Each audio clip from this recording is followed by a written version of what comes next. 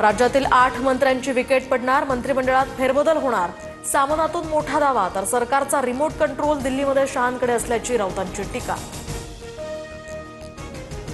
मंगळवारपर्यंत कोकाटेंच्या राजीनाम्याची अपेक्षा, तर अजित पवारांच्या भेटीनंतर विजय घाडगेंना विश्वास। सुरत चव्हाणांना पक्षात यापुढे स्थान नाही, असं अजित पवार म्हणाले। घाडगेंचा दावा।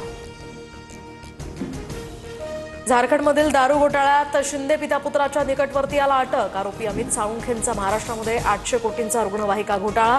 सर्वच पैसे श्रीकांत शिंदेंच्या संस्थेकडे वळवले, राऊतांच्या दाव्यानं खळबळ। मराठी चित्रपटांची व्यथा मांडताना मनसेचे अमेय खोपकर भाऊक। हिंदी चित्रपटासाठी मराठी चित्रपटांचे स्क्रीन्स काढल्याचा आरोप करत सरकारवर टीका। तीव्र आंदोलनाचाही इशारा। दिल्ली दौऱ्यात मुख्यमंत्री फडणवीसांकडून दिग्गज नेत्यांच्या भेटीगाठी, तर गावांना सिमेंट रस्त्यांनी जोडणार। सांडपाणी प्रक्रिया, बांबू क्लस्टर, विदर्भात खतांचा प्रकल्प, एनसीडी स्क्रीनिंगसाठी AI यांसारख्या विषयांवर चर्चा। पालघर जिल्ह्यामध्ये अतिवृष्टीचा इशारा, सर्व शाळांना उद्या सुट्टी जाहीर। जिल्हाधिकारी डॉक्टर इंदुराणी जाखड यांचे आदेश। 12 ज्योतिर्लिंगांपैकी एक असलेल्या त्र्यंबकेश्वर मंदिराला गळती, सभामंडप, गाभारा आणि कळसातनं पाण्याची गळती। संस्थांकडून पुरातत्व विभागाला अनेकदा पत्रव्यवहार करून सुद्धा दुर्लक्ष।